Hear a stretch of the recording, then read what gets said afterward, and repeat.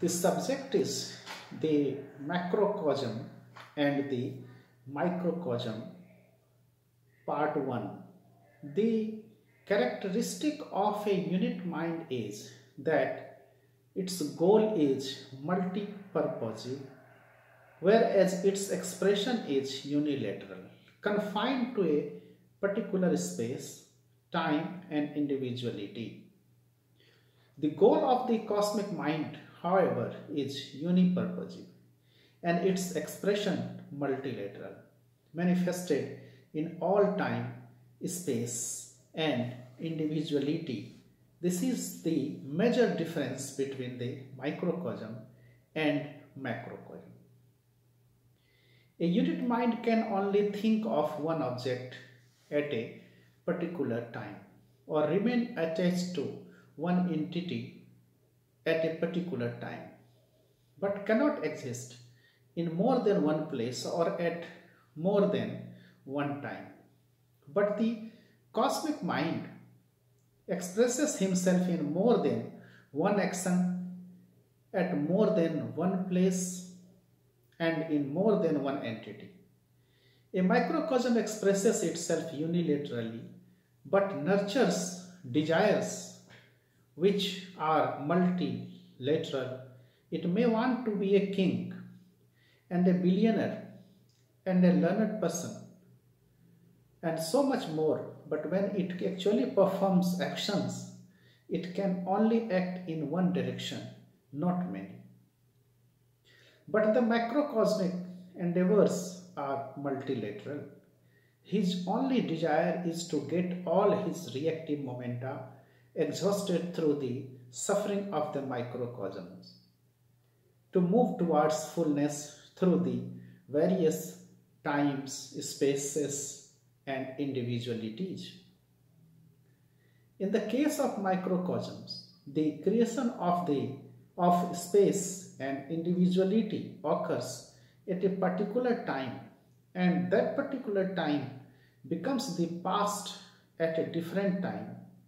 But the macrocosm transcends time, for the three realms of time, past, present, and future, lie embedded in his mind.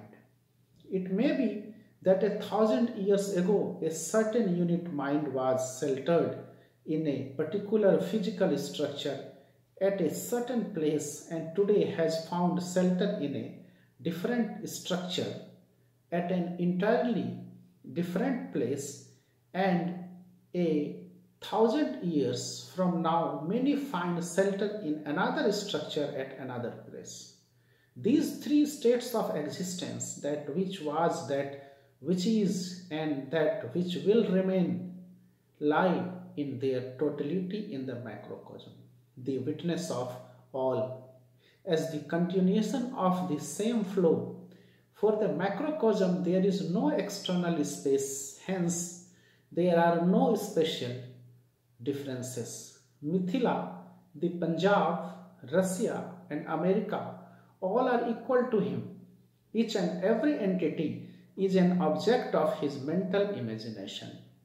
Thus, for him, there are no external individual differences. The rich and the poor, the literate and the illiterate are all his psychic projections, sheltered in his vast macrocosmic mind. Therefore, under no circumstances can there be any allegation of partiality against him. According to some people, space is infinite, but in reality that is not the case. Space is a limited expression bound by the static principle of Prakriti. That which is bound by the static principle cannot be called infinite. We may say that space is vast but not infinite. For the macrocosm, there is no difference between a partial expression of space and the totality of space, between individuality and collectivity. Microcosms concern themselves with time, space, and person, but the macrocosm will think of them as his own psychic projection. What will happen if the macrocosm does not think of anything as his psychic projection? The result will be that whatever the macrocosm views from the microcosmic viewpoint will appear to be real. That particular object will be a mere fraction of his vast psychic flow. Though the macrocosmic purpose is singular, its actional expressions are multilateral. In this actional flow, there is limitless dynamism. That is why the microcosm has equal concern for all objects at all times. All created entities are equally assimilated in him. The unit mind, however, tries to assimilate an object with which it is associated at a particular time and in particular place and person, treating it as its own to the exclusion of all other entities. This is why people say, my house, my country, my language. Behind such expressions, the psychophilosophy of microcosmic exclusiveness is quite apparent. It is the same spirit of exclusiveness which causes unnecessary conflicts over state, country, language, community, creed, and so on. These narrow sentiments occur in the absence of an integral universal viewpoint. So although the goal of the unit mind is multilateral, its movement is a particular time is unilateral. And thus it cannot be concerned with more than one object at a time. However, in the process of constant cosmic ideation, the multilateral goal of the unit mind becomes unilateral, and its unilateral external expression becomes multilateral. It becomes an active participant in a multidimensional external flow with a unipurposive goal. Regarding the macrocosm, the Vedas have proclaimed Sahasra Sirsha, Purusha, Saharsaksha, Sahasrapat, Sa Bhumi, Vissoto, Vritva, Tyatistha, Adha, Sanglum. This cosmic entity has innumerable heads. The microcosm is one-headed, but the macrocosm is many-headed. That is, his external expression is multidimensional, for his movement is towards all objects at a time. The macrocosm also has innumerable eyes. The macrocosm can only see a particular object at a particular time in a particular place, but the macrocosm can watch his own self as well as every single movement of every microcosm. He is the witness of all. The witnesship of your existence, of all your actions, lies in him. And when he witnesses you, he is witnessing an internal object. The microcosm cannot focus its vision on more than one object at a time, nor can it witness anything except its own self. All other entities are external to the microcosm. To enter another mind or to enter within any object, other object, is beyond its capacity. The macrocosm, however, is the witness of its own self and all other objects. Hence, you cannot think anything secretly. Any secret thought that arises in your mind immediately arises in his mind too, because your mind is located in a tiny corner of his vast mind. Nor can you do anything secretly, because every action of yours is nothing but a minor change of place of physical objects within his mind. The macrocosm can only witness one object at a time, but the macrocosm can witness innumerable objects at a time. Hence we say that he is multi-eyed. A microcosm can move in only one direction at a time. It cannot move towards the north and the south simultaneously. Thus we can say that the microcosm has only one pair of legs, whereas the macrocosm has innumerable pairs of legs. He can move in all directions which you know, north, south, east, west, and even in those directions you do not know. Simultaneously, he even moves where the chitta has not yet been metamorphosed into the quincal mental factors. So, though his goal is unipurposive, his movement is multilateral. Hence, we can say that he has innumerable pairs of legs. Now, the question may arise, is the totality of all the expressed microcosm of this manifested universe the microcosm?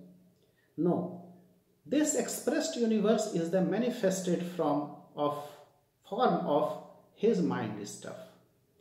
The macrocosmic chitta is sometimes expressed in the form of crude matter and sometimes as unit minds created as a result of the process of clash and cohesion within the material structure. The macrocosm is certainly the collection of all expressed matter and all unit minds. But that is not his totality. In him, there also exists his unmanifested infinite chitta mind stuff. His infinite doer I, that is aham tattva, and his infinite existential I feeling, that is mahat tattva. Crude matter is the condensed form of microcosmic mind stuff. When this microcosmic mind stuff loses a certain degree of its condensed state, it assumes the form of microcosm. Thus, houses, kitchen, utensils, hills, valleys, and oceans are nothing but dormant states of mind. The moment they awaken from their slumber of inertness, the moment their consciousness latent within them gets expressed, they will be changed into unit minds. Can you imagine what a unique and wonderful thing this is? The state subtler than the ethereal factor is the subtle state of macrocosm mind stuff. The unexpressed chitta of the macrocosm, according to its inherent reactive momenta, gets transformed into the inanimate material world as well as innumerable microcosm within the unit mind, as well as in the entire mass of inanimate matter. There are constant physical and psychic clashes. The fundamental cause behind psychic clash lies in the microcosm. Hence, the macrocosm in his subtle way is inseparably associated with his expressed physical manifestations and remains as the untainted witnessing consciousness, as the supreme knower and subjectivity of all subjectivities. The word dasangulam used in the above sloka has got a special spiritual significance. According to the science of yoga, Agya Chakra, the pituitary plexus, is the controlling point of the mind. The award of attributional Brahma ends just a little above the pituitary plexus. The Sahasrara Chakra, that is a pineal plexus, is located 10 fingers above the pituitary plexus. This pineal plexus is the abode of Param Shiva, the supreme consciousness. In the sloka, the Rishi explains that the macrocosm is inseparably associated with all the entities created by Sagun Brahma, remaining as the witnessing faculty at a point 10 fingers above the pituitary plexus. Is the intervening space between the microcosm and consciousness completely void? No. The space between the mind and consciousness is full of macrocosmic mind stuff.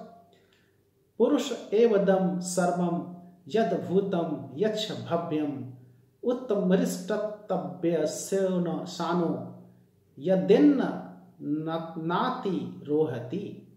As the knowing entity, he is omniscient.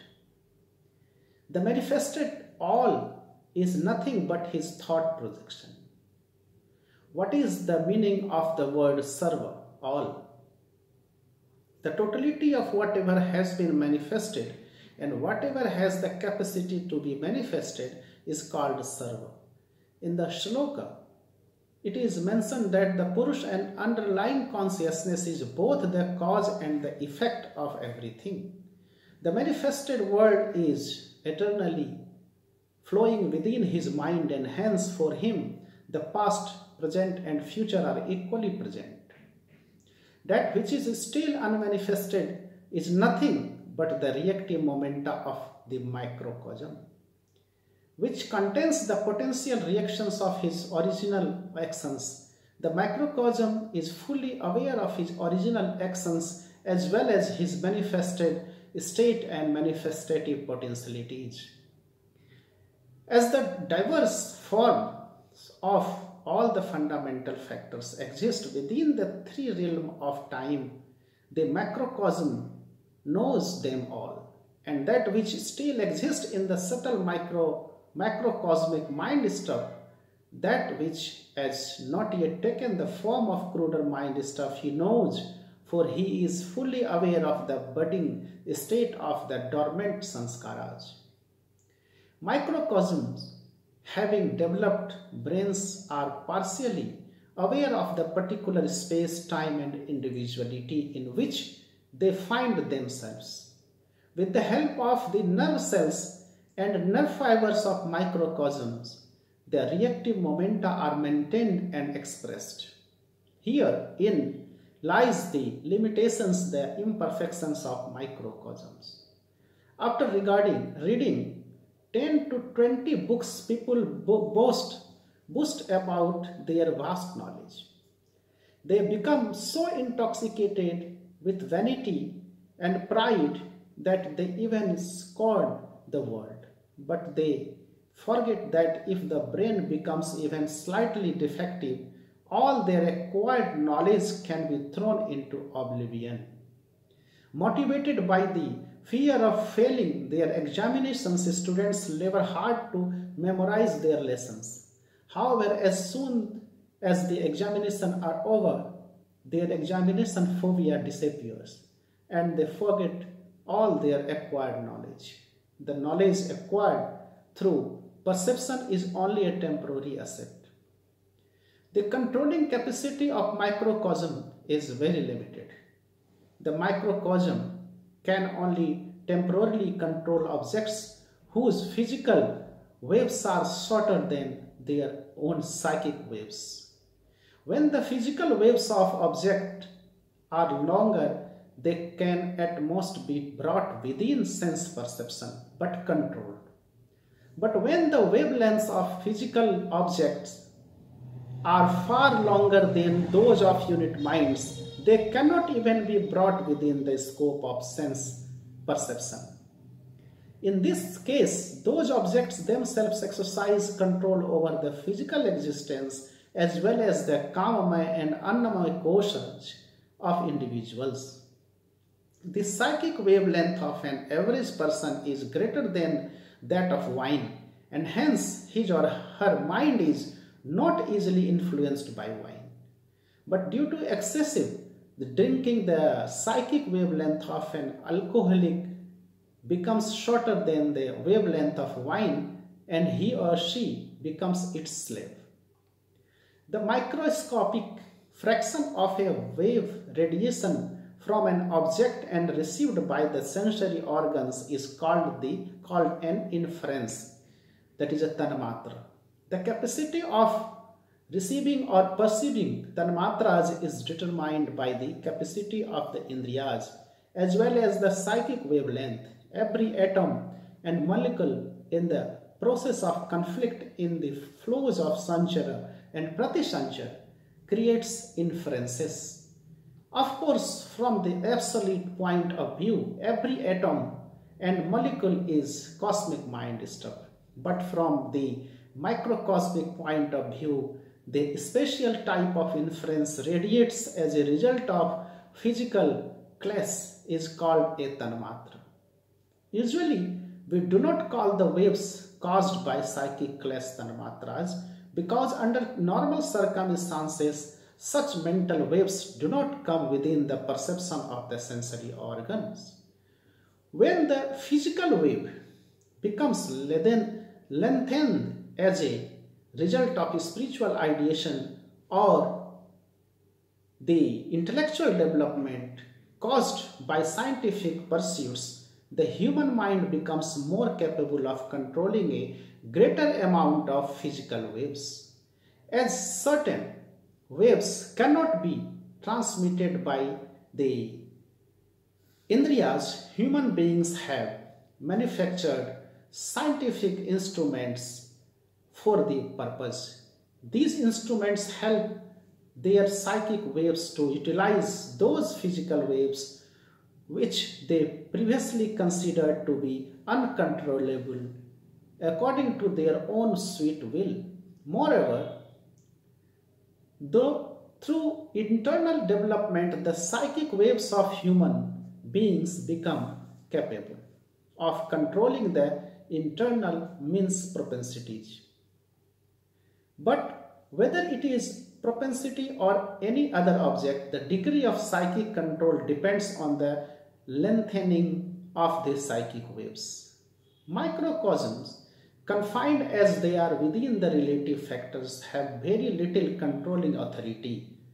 The macrocosm, however, is the controller of heaven and hell. It is worthwhile to mention here that the tendency of the human mind to degenerate towards matter in the path of negative pratisanchara is called hell or narak, and the movement of the unit mind towards the supreme non-attributional stance in the flow of positive pratisanchara is called heaven. A unit mind which accepts gold or silver as the goal of life gradually becomes transformed into gold or silver. The psychic waves, as a result of constant ideation, are first transformed into the waves of gold or silver and finally into crude gold or silver itself as a result of Jada Samadhi. Later on, it is reborn as a gold or silver and spends its days confined within the safe of a money-minded merchant. This undesirable situation is called Narakvash or life in hell. This type of degradation is not possible for creatures other than human beings because they cannot perform original actions independently with the development of intellect and with the expansion of freedom in the field of action. Human beings can either elevate themselves or degrade themselves. Prior to the attainment of this freedom, they moved along the path of development in the flow of pratisanchara. On acquiring this freedom, however, they have to make a tremendous effort to progress, or else they will certainly regress. Those people who move towards heaven or hell are not the controller of either, but the macrocosm is the controller of both, because the movement from hell to heaven is nothing but the direct result of the application of his divine energy.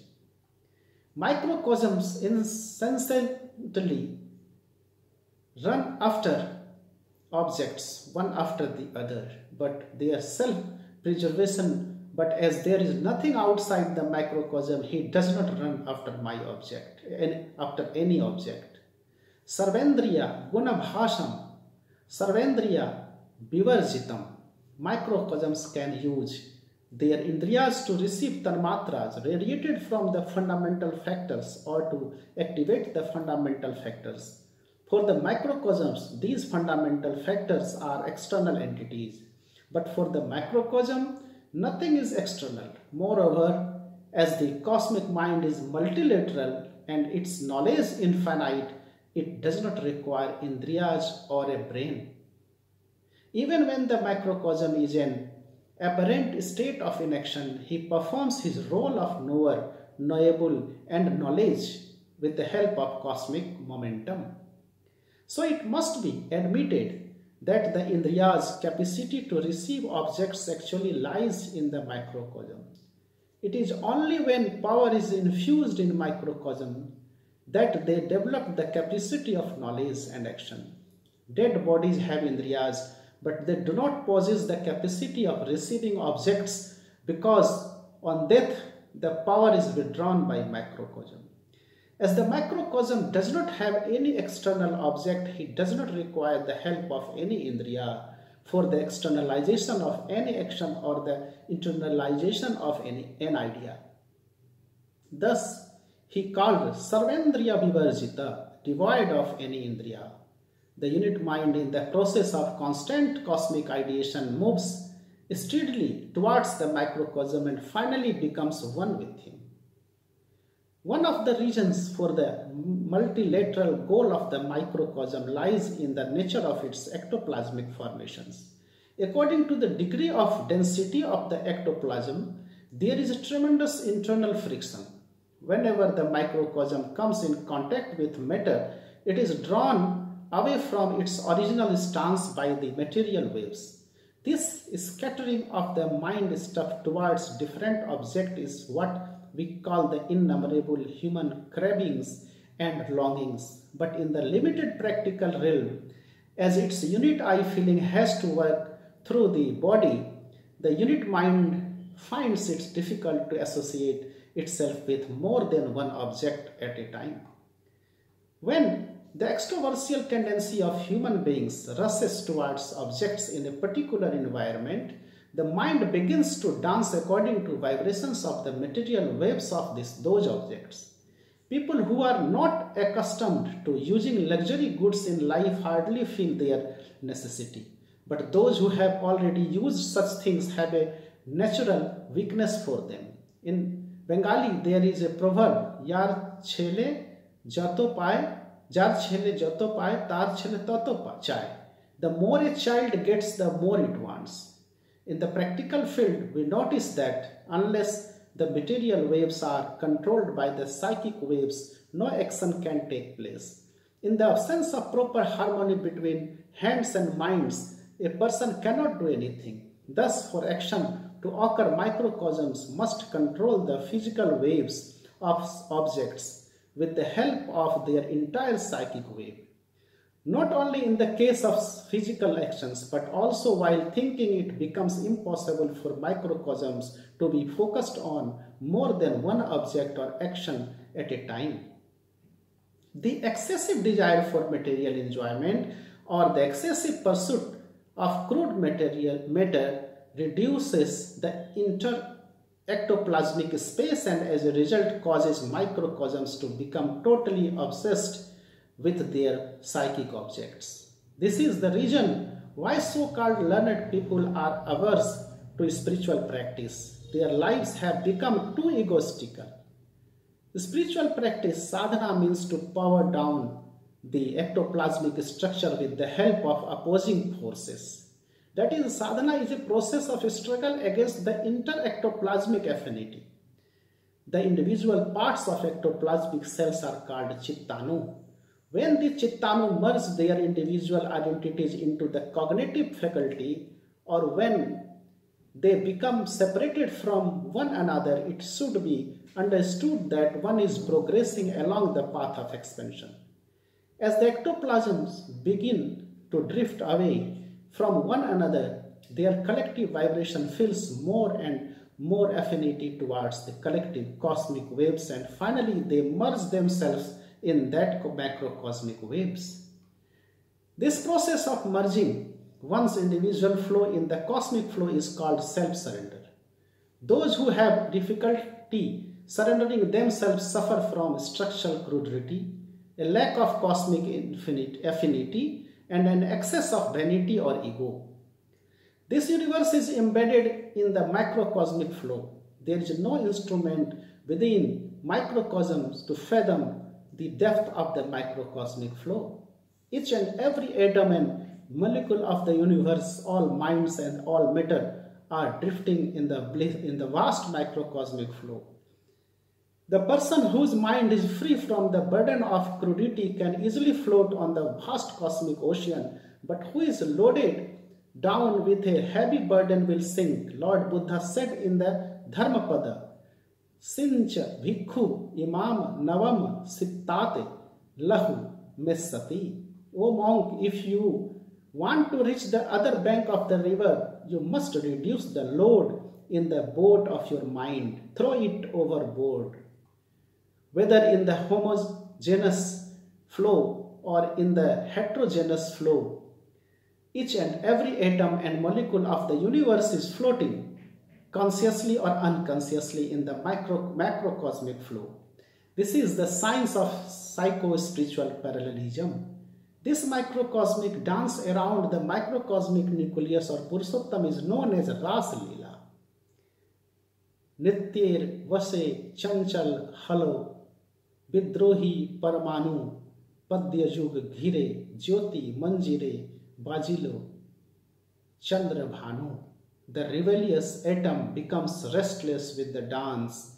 The dancing steps emit the divine effulgence of 1,000 suns and moons.